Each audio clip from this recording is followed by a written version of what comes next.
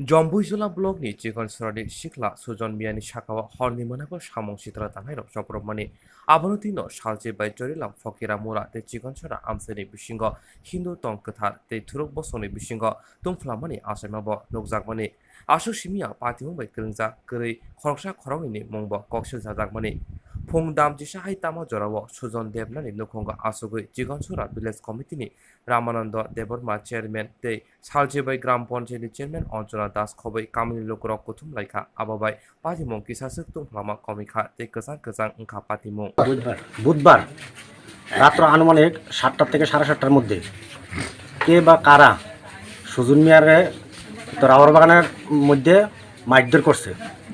তার পরিপ্রেক্ষিতে সুজন মিয়া থানার মধ্যে শঙ্কর সরকার নামে একজনের নাম দিয়ে কেস করছিল।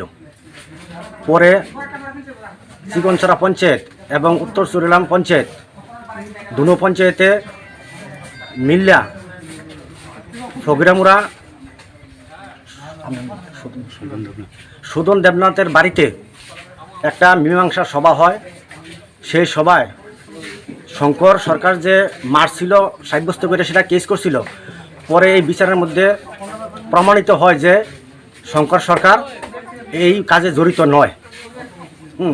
কে বা কারা অন্ধকারে মারছে পরে এটা প্রমাণিত কোনো ব্যক্তিরে আর প্রমাণে পাওয়া গেছে না।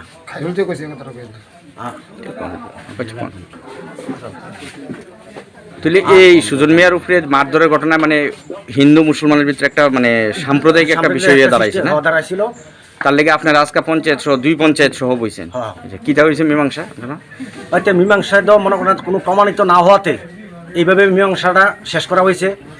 আর কেস যারা যারা নামে সন্দেহমূলক নামে যারা নামে কেস দিছিল সেই কেসটা সুজন মিয়া তুলে আনবে।